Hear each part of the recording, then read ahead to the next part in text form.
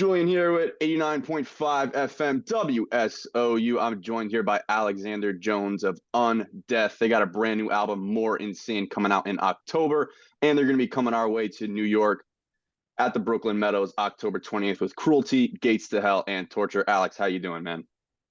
I'm doing great. It's chilling at work right now. That's kind of like the most death metal thing in the world as I'm doing this interview for my day job. Uh, but yeah, man, I'm chilling. Good to be here.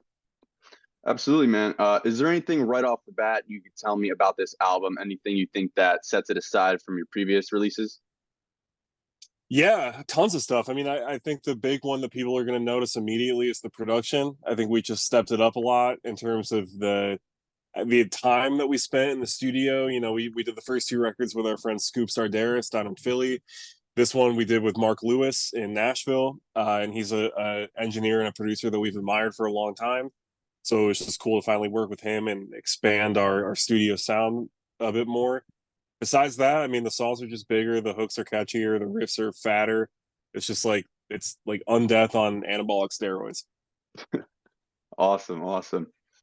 And I know Kyle writes the lyrics, if I'm correct. But is there a theme to this album that you could tell me?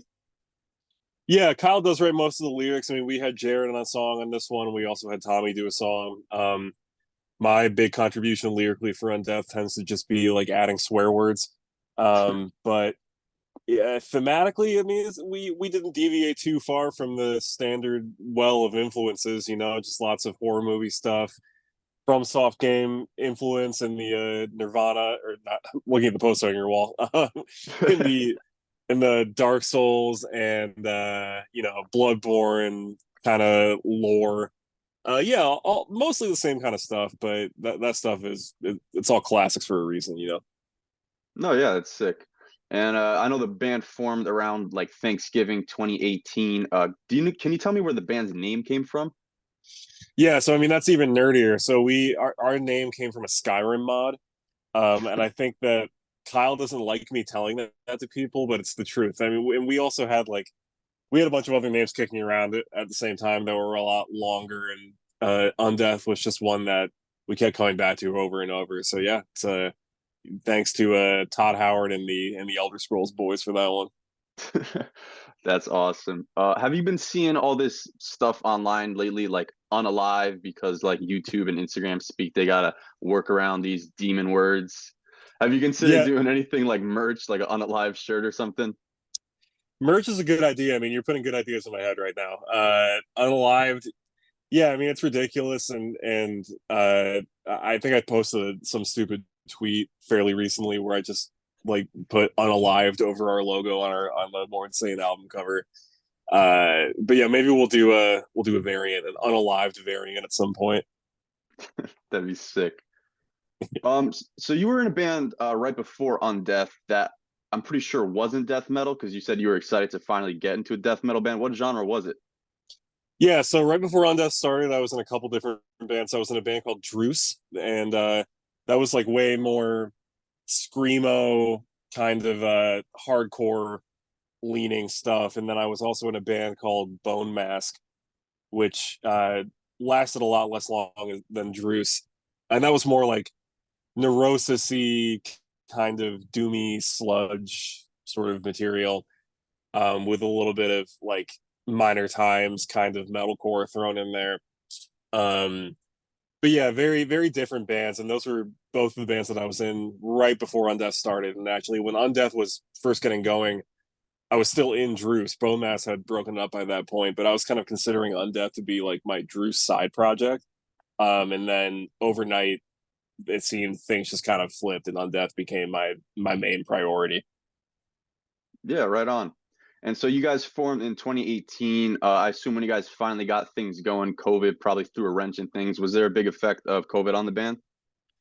Yeah, definitely. I mean, we got hit by that just about as hard as everybody else did, you know? I mean, or maybe less hard because we weren't actually on tour when it happened, but we had plans. I mean, we were gonna go on tour with a band called Phobophilic from North Dakota. We were gonna kind of plan a US tour with them, and yeah, and then we had the dates and the routing, and then things just started getting canceled left and right. And we kind of looked at what was happening around us and said, you know what? I don't think anybody's touring anytime soon. Let's just pivot and focus on getting this record done. So we did, we canceled all of our touring plans, or rather, I guess they were canceled for us. And we just went full in onto finishing up our first album, which was Legions of a Different Kind. So, slight change of plans, but I think it all worked out. Yeah, definitely. You guys worked your asses off to gain that recognition, playing all these shows, even to Rise from the Grave being considered the best metal album of 2022. Do you feel like that recognition, that popularity was like a gradual progress through all that playing and writing, or do you think it was like an overnight thing, like a big break almost? I mean, it was definitely a gradual process. I mean, even if stuff with Undeath kind of has happened relatively quickly for us in the grand scheme of things, I mean, the rest of us in the band, like we've been in plenty of bands before Undeath. Like we've been doing this for years and years and years. Like before Undeath was even writing and playing shows, I had been in bands at that point for like 8 or 9 years, right? So I feel like I kind of link all of the other bands I was in and all the other bands the other guys have been in into the overall trajectory of Undeath, because nothing happens overnight. And the fact that we've all been grinding it out for years and years has helped us develop the kind of work ethic that I feel like you need to be able to have any kind of success making crazy death metal music. Yeah, definitely. That time in the scene definitely sharpens you, makes you ready to write that really good stuff. When did you discover your death metal vocal ability? Did you make any mistakes at first, and do you have like a technique that you've stuck to all these years? Oh yeah, I mean, I did nothing but make mistakes at the very beginning. Like I had no idea what I was doing on the first record. I mean, like I said, I was in a more hardcore leading band. I was in a more like sludge leading band. So I got asked by Kyle and Matt if I wanted to try out for Undeath, and they had seen me in Beaumass and knew that I was like a vocalist, but I didn't know how to do death metal vocals. I had never really tried to do that in any serious capacity. So I basically just spent the first 2 years of the band just learning how to do it by making mistakes over and over again. And eventually, I feel like I really kind of came into my own when we started touring after recording Rise from the Grave, because being on the road and playing 10, 11, 12 shows in a row at a time, sometimes like you kind of have to learn how to do it the right way. Otherwise, you're going to blow your voice out. So it was really just a trial by fire, but yeah, it's been a learning process, but I feel like it really helped me hone my chops. Yeah, definitely. And do you have any favorite metal vocalists and inspirations? Yeah, 100%. I mean, Corpse Grinder is the big one, right? I mean, I know it can feel like if you're in a death metal band, you're kind of contractually obligated to say Corpse Grinder, but I mean, it's the truth. Like he's just the sickest. He's, in my opinion, the best who's ever done it. He's a number one massive inspiration for me with my vocals. Um, as far as like how I carry myself on stage, like more to do with just presence and less than like technique. Cedric from At the Drive-In, but he was a huge inspiration to me growing up. They were one of my favorite bands. I loved them. I loved the Mars Volta, and I just loved his vibe on stage. So I'm always kind of tap into that, I guess, subconsciously. Chris Reifert from Autopsy, he's a sick one. I always am looking up to him. He's just kind of got like a wild swag about him. Yeah, I mean, I could go on and on. And the other one, the big one, I think would be Mark Paffey, from the band Bear versus Shark from Michigan. He just had a wild stage presence, and he's always been a front man that I've really tried to emulate in my own way. No, yeah, awesome. That's sick. I watched your digital tour bus invaders video. Hilarious stuff. Are you guys still cruising around in the unvan? You plan on hitting the road in that thing?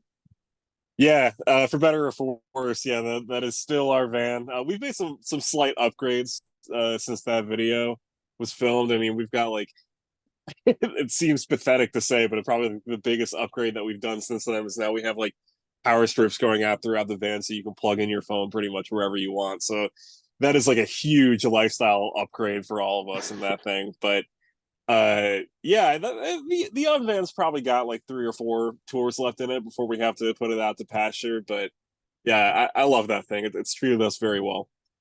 No, yeah, that's awesome.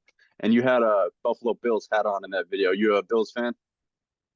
Oh yeah, like it or not, I'm a long suffering Bills fan. This year might be the year. Any other sports you're big into? Yeah, I mean, I'm a big baseball guy. Like I grew up. I mean, I grew up in Rochester, but I lived downstate until I was like 13 or 14, and my dad was a huge Yankees fan, so I kind of like picked that up from him. I'm a big Yankees fan myself. Baseball and football are definitely my big ones. Uh, Basketball slightly more casual. I mean, I'm like a casual Knicks fan. I watch it when it's on. I watch the playoffs, but I'm not really like watching every single regular season Knicks game. You know, I'm not that much of a masochist. But yeah, I'm a Buffalo Bills ride or die. That's like probably the number one thing I love most in life besides my relatives and my fiance. No, yeah, that's awesome. Bills Mafia, they're dedicated. I'm a Ravens fan, and they kicked us in the playoffs a couple years ago, and they did like a huge donation to Lamar Jackson's charity. Like, they're such an awesome fan base. Yeah, Cool you know, stuff. they the Bills Mafia is great, and I feel bad sometimes for the fans that do stuff like that for like the big donations because then like you can't get mad at us. Yeah, But you know, they're good people. yeah, definitely. And also in that digital tour bus video, I learned that you have asthma. Does it have any effect on being a vocalist? Because it involves so much breath control, so much lung capacity. Yeah, definitely. I mean, there's plenty of times where we're on tour and we're playing a show and it's in like some really dusty bar, or like some really filthy venue, and I have to take a hit for my inhaler, like a hit or two before walking on stage because I just know that the second I get through one or two songs, I'm going to be completely out of breath. Um, but yeah, besides that, it doesn't really affect me too much on stage. It thankfully my asthma has gotten a little bit better over the years because I've kind of like been experimenting with a couple different steroid inhalers. So I've got one rocking right now that's really helped my ability to be able to go through the day without relying on my rescue inhaler too much. But yeah, but besides the occasional minor inconvenience, it really isn't that big of a deal. But it is something that I live with for sure. Yeah, no, right on. And you guys are playing here in Brooklyn, October 20th. That's sort of around Halloween. If you were to perform in costumes, what would you be? And do you think you could speak for the rest of the band on what they would be? um, yeah, so if you're familiar with the band Manowar, um, they have a lot of painted album covers where they're kind of in like loincloths and they have big swords and they're like they've got like oiled up chests and stuff. I feel like we would probably try to go for something like that, like a Manowar style vibe, but it would be with all of our physiques, so it would be a lot less intimidating, and it would just be a lot of kind of like skinny fat guys wearing loincloth vests. But I think it would make for a good on stage costume, so I'll just go with Undeath as Man of War. And do you think you could pinpoint the best show you've ever played? Oh, that's a really good question.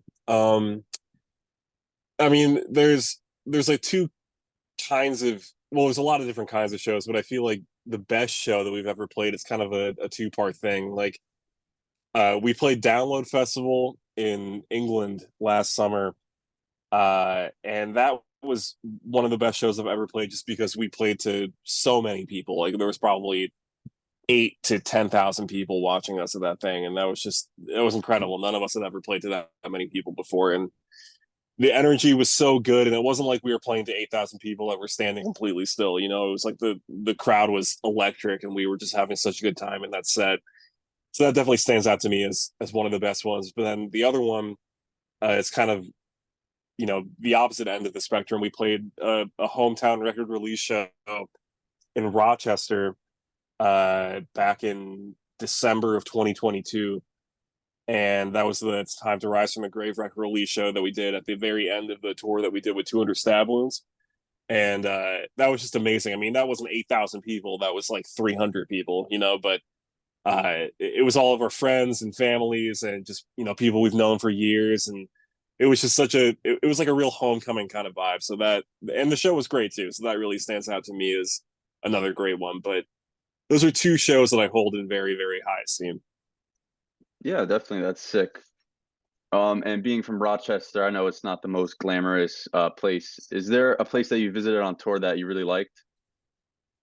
Yeah, there's tons of places, man. I mean, we were fortunate enough to be able to travel to a lot of different spots. I love I love Texas. I love being in San Antonio. I love being in Houston. That whole area of Texas is great. That kind of, I guess it's like the Gulf Coast. I'm not really sure, but I love it down there. I love like the Denver kind of like Salt Lake City general quadrant. I don't really know what you would call that. It's like the Midwest kind of, but I love it out of there too. I mean, there was a time before Undeath really got going where I was thinking about moving to Denver, so that's definitely a place that I really love. But yeah, I mean, there's tons of cities out there, but uh, that I really enjoy being in. But the one I always come back to is San Antonio. I just always really look forward to being there. No, yeah, that's sick. I've never been to Texas, but I've been really wanting to check it out. You got some really exciting tour plans coming up. You guys are going back to Australia, also in Asia, in Vietnam. You guys are going to be at this thing called Scumfest, set up by this record company like House of Yigra, which really excited me when I saw it because there's a DIY venue in Philly called House of Yarga, and I thought you guys were Oh, going to be there playing a real tiny show. cool. What can you say about those upcoming shows? What do you expect? How you feeling about those? Um, I feel great. They've been a long time coming. We've been trying to make it out to Southeast Asia for a while now. I'm stoked that it's finally happening. It's been a lot of hard work trying to book stuff like that. So the fact that now the ball is actually rolling, it's very exciting. Um, I'm extremely excited. We've never been to Japan or Vietnam or Singapore or China. Obviously, and those are places that we kind of only ever daydreamed about playing. So the fact that it's really happening is extremely cool. Australia, we were there briefly last year, I think, at the beginning of last year. Uh, we just played a fest in Melbourne and a show in Brisbane with Gatecreeper, and then we flew home. So we were there for like 3 days. But this time we're actually playing our own shows. We're playing all over the place, so I'm really excited about that. It's one of the coolest places I've ever been. Um, and yeah, and then we've got the U.S. tour coming up that we're doing right after both of those tours. We're playing with Cruelty from Tokyo, Gates to Hell from Louisville, and Tribal Gaze from Texas. And then on some dates, we're also going to have Torture. It's just like a great new slam band. Uh, and yeah, that's another one that we've been putting together that lineup for a long time, and it's finally kind of like happening. So I'm really excited about all those tours. Yeah, yeah, very brutal lineup. And I know you guys have played a lot at a place called the Bug Jar in Rochester.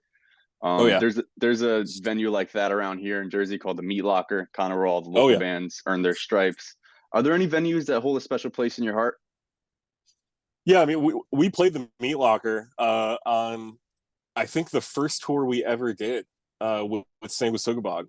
Oh, Uh, wow. it was it was them, us, and the pre 200 Stab Wounds band and Subtype Zero, and we all played the Meat Locker, and somebody else played. I'm not.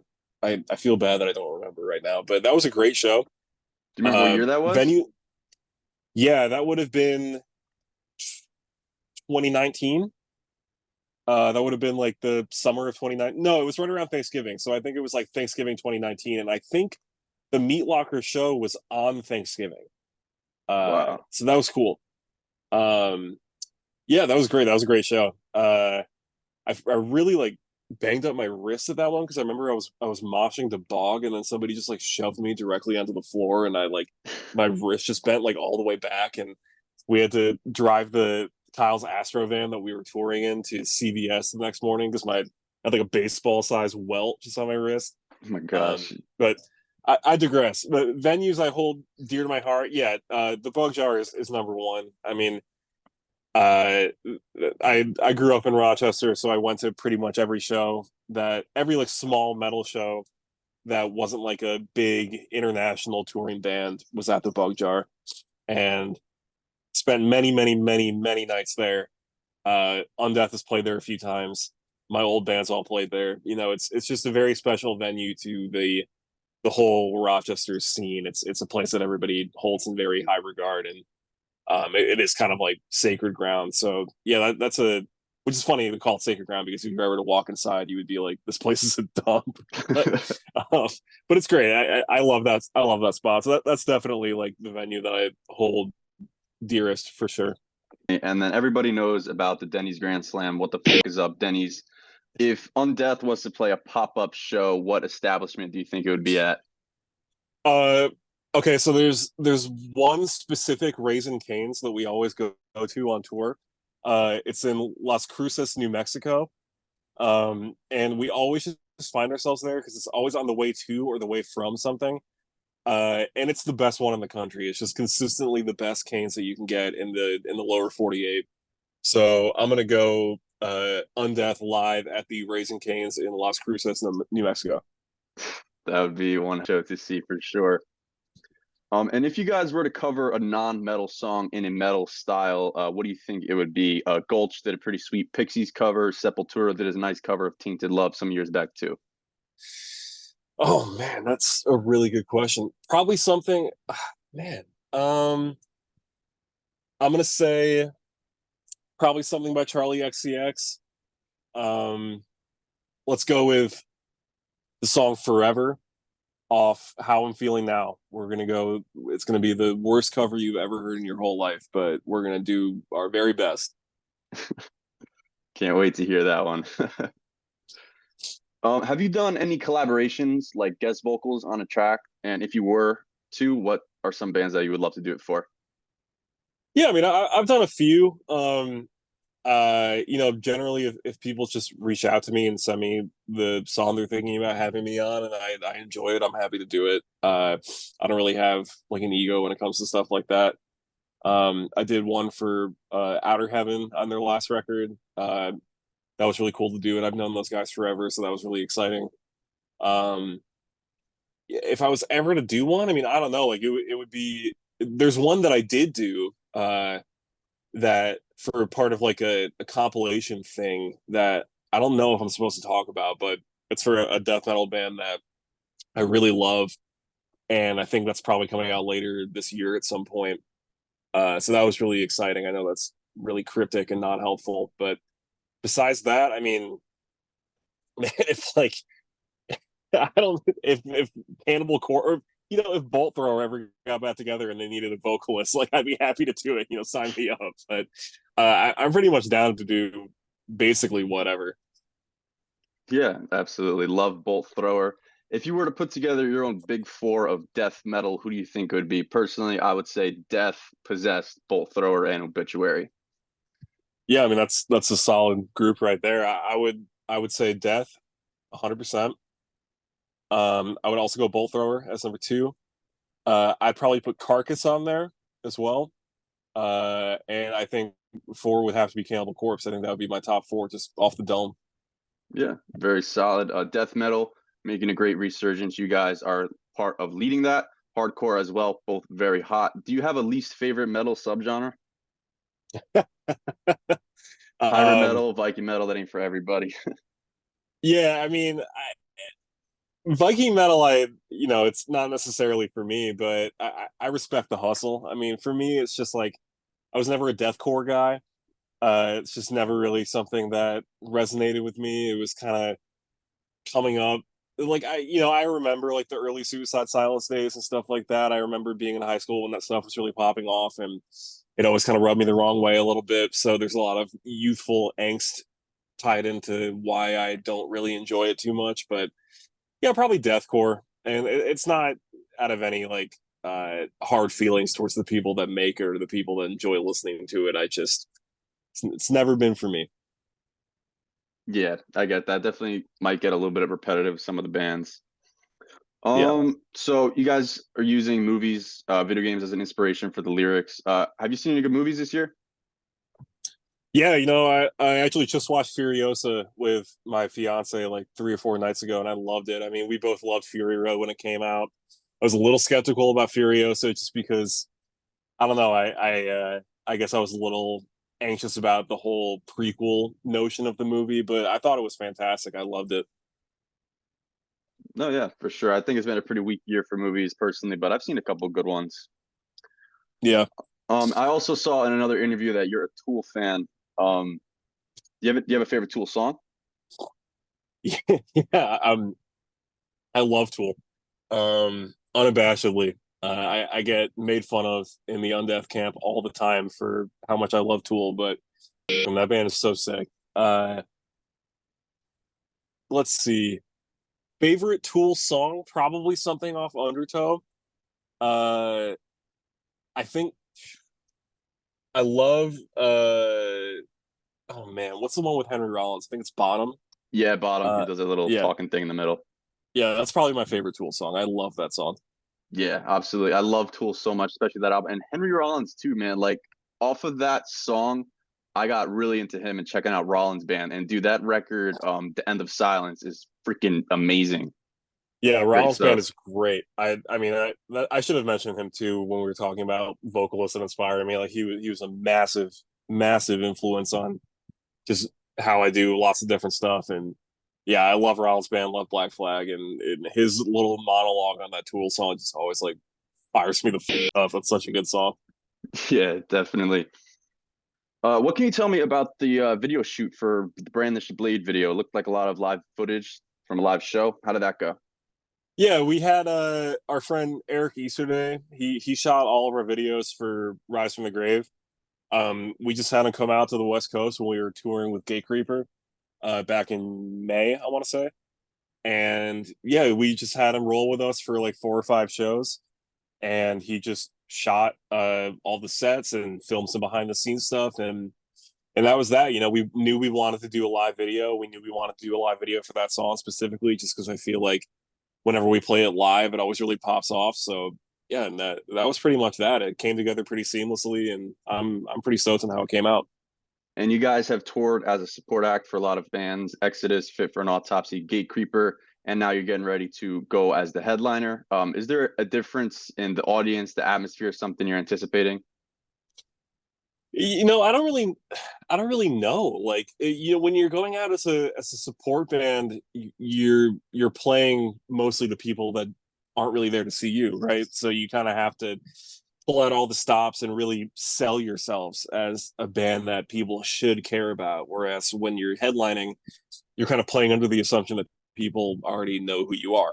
And you know, we've done that once before, kind of with 200 stab wounds, but we were co-headlining, so we still were playing a lot of shows to people that were mostly there to see them, you know, and we kind of had to win people over still. So we've never done a tour that was this extensive and that was purely just us headlining. So um I am expecting good things. I think it's going to be a fantastic tour. I think it's going to crush, and I'm really excited about it. I think that there's going to be a lot of kids at these shows who maybe are there for like Gates to Hell and Cruelty and are kind of from more of a hardcore background and aren't really too familiar with the kind of riffy, faster death metal that we play. And I'm looking forward to kind of opening some kids' eyes to the glory of fast music. It's pretty sick. Yeah, definitely. We're seeing a beautiful crossover of death metal and hardcore nowadays. What can you say about the current state of metal, and what do you see about the future of death metal? Current state, you know, I think it's great. I think that there's less, you know, if you would look online and you spent 100% of your time on Twitter, you would probably think that uh metal is in this horrible negative place right now and everybody's always fighting with each other. But you know, I'm not that old. I'm 30, but I remember back in the day, like there was so much more division between what you were allowed to like and what you weren't allowed to like, and what you were allowed to wear at shows and do at shows and stuff like that. And it was also petty and superficial. And you know, you just see less and less of that these days. And you know, people are allowed to be open and transparent with the music that they're into and the music that influences them. And even if sometimes it's not stuff that I like or stuff that I even understand, I think it's great that people are free to express themselves. And I think it's fantastic. And you see more and more disparate kinds of people showing up at shows now than ever. And I think that's amazing. It's a wonderful thing. So I feel really good about the state of metal right now. State of death metal right now, I think it's also great. I think the hardcore crossover thing maybe has kind of like crested a little bit. And I think that now we're going to see a lot of those bands kind of pivot to maybe a more like mellow death kind of direction. You're already seeing it with a couple different bands. Like I know the last Gate Creeper record was definitely way more mellow death. We're not doing it, not necessarily. Like we've got a song or two on our new record that are maybe slightly more mellow, quote unquote, than stuff we've done before, but we're kind of in our own lane. Yeah, I think bands who kind of came out of that hardcore death metal crossover thing are gonna take their next record, their second or third record, to kind of branch out a little bit more and explore some different spaces. And I think it's cool. I'm looking forward to hearing what the bands that we've kind of come up with are gonna start branching out and doing. Yeah. And can you name some bands that you've sort of been coming up with that are current right now that you're a big fan of that you could maybe call an inspiration? Yeah, 100%. Phobophilic, I mentioned them before. They're from Fargo, North Dakota. They're just a terrific death metal band. And they're a band that, their first demo came out not long after our second one did. And so we've kind of been coming up right alongside them. And they're a band that, we brought them out on our tour, 200 Stab Wounds, and they really just crushed every single night. They were so good. They're such nice guys. And they play a very kind of Finnish, like a little bit riffy, a little bit more like cynic, convulse inspired death metal that I think is really cool. So yeah, they're huge inspirations on us and the way that we do things and the way that we want to like carry ourselves as a band. And besides that, I mean, there's a band from LA called Mortal Wound that we love, and their first demo came out maybe a little before ours did, I want to say, or maybe slightly after. So they're kind of contemporaries with us. But yeah, we love that band. They're so good. Sam from Mortal Wound is just an amazing player. He writes such good riffs. And they put out a record this year too. And yeah, them and Phobophilic, I would say, are probably, I think those two bands are bands that all five of us in Undeath could agree on as being like very inspiring new bands to us. Yeah, sick. We'll make sure to check those out. And what would your advice be to young budding metal musicians and primarily to death metal musicians? Uh, my number one piece of advice is just to not be an asshole, because you meet so many people when you're touring and when you're involved in music who, are just real and they're just not nice. And I think over half of the way that you can get anywhere in not just music, but like life in general and really like kind of advance your position at all is to just be kind to people and to be nice and to not take your experiences with people and interactions with people for granted. And I see so many people doing that, and it's just not the way that you get things done. So I would say, all the obvious stuff, like get out there, play, write, practice, do your thing. Eventually success will come to you in one way or another if you just stay in the game and are present and continue to hone your craft and play out. But all the while, just don't be a just be nice and be decent to people, because that really is like the X factor. Yeah, for sure. And do you have a favorite Undeath song, one that's you think is the most crazy to play live? Uh yeah. Favorite one to play live is probably this new song off More Insane called Cramped Caskets that we played on the Exodus tour. Uh I love that song. I love playing it live. It's got such good like bounce and energy to it. Craziest one that we play live is this old song called Phantasmal Festering. And nobody in the band, including myself, looks forward to playing that one because it's extremely hard, but it's fun. And every time that we get done playing it, there's always kind of a sense of relief, like we just pulled something off. Yeah, awesome. And can you let me in on what you think the next single off this album is going to be? I'll just tell you right now, it's a song called Disputatious Malignancy. So the first single, Brandish the Blade, obviously is way more kind of straightforward, hooky, a little bit thrashier death metal. This one, Disputations, is kind of like the opposite. It's very brutal. It's very, I mean, it's fat, but it's very brutal. It's very just like in your face, aggressive death metal. It's still hooky, like it's got a big chorus, but it's not quite as like triumphant as Brandish the Blade. It's very kind of murky and evil, and it's all about like shoving parasites into your brain to be controlled by evil spirits. It's very death metal, and I'm very excited for people to hear it. Sounds awesome. I'm excited to hear that one too. We're running out of time here. Is there anything you want to leave off with? Something you want to let the fans know?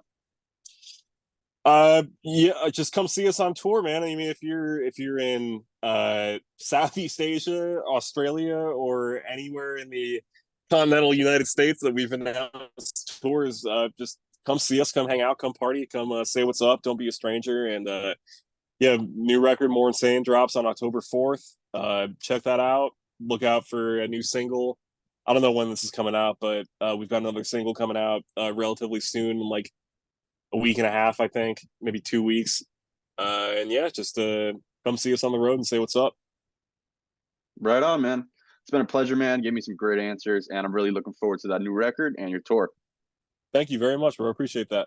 Thanks, man.